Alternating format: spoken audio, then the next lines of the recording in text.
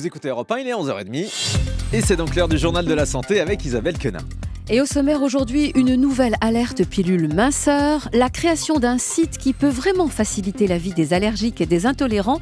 Et puis allergie toujours, pas de parité, les femmes y sont plus sujettes que les hommes. Et on commence Isabelle avec une nouvelle alerte pilule minceur révélée ce matin par le Parisien.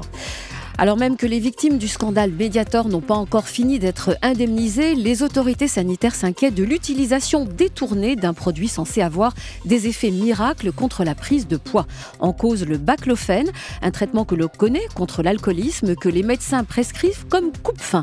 L'Agence nationale de sécurité du médicament, qui ne peut s'opposer bien sûr à la liberté de prescription, appelle les généralistes à faire preuve de prudence. Le Parisien, qui consacre sa une au sujet, rappelle le défi des médicaments prescrits comme coupe-faim alors même qu'ils n'étaient pas destinés à lutter contre la prise de poids. Sibutral, Acomplia, Mediator, Ali ou encore Pondéral, tous ont été retirés. Seul reste Xenical, toujours en vente et non remboursé. Au début de la semaine dernière, je vous parlais Thomas de Misimba ou Misimba, la pilule minceur miracle venue d'Amérique qui vient d'obtenir un avis favorable de l'Agence européenne du médicament et qui pourrait être vendue en France dès le printemps prochain. Un médicament sous haute surveillance car des incertitudes subsistent sur des risques cardiovasculaires à long terme.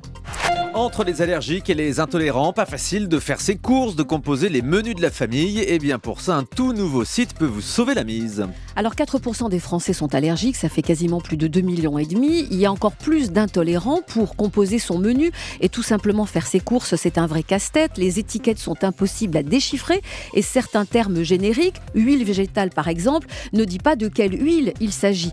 D'où la création de ce site, il y a un mois à peine, qui recense 6000 produits de la grande distribution.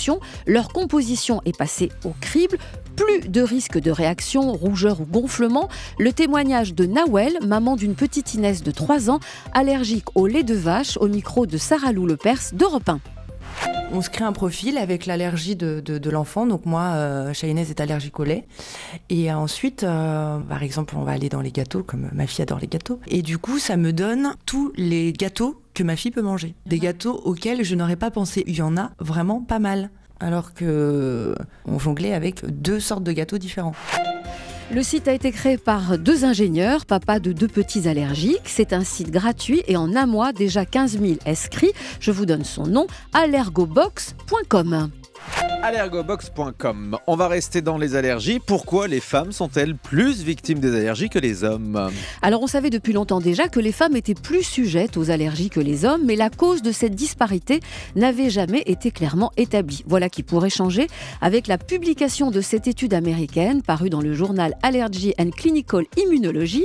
Selon l'étude, ce sont les hormones féminines, les œstrogènes, qui seraient responsables à la suite d'une expérience menée sur des souris femelles dont on a bloqué la sécrétion d'œstrogènes. Les chercheurs ont constaté que sans œstrogènes, les souris femelles ne développaient pas plus d'allergies que les souris mâles. La parité est sauve. Et on termine avec le chiffre du jour, c'est 54 milliards. 54 milliards d'euros par an, c'est le coût de l'obésité en France. À l'échelle mondiale, on est à 2000 milliards, soit un marché énorme pour toute l'industrie pharmaceutique. Merci beaucoup Isabelle Quenin.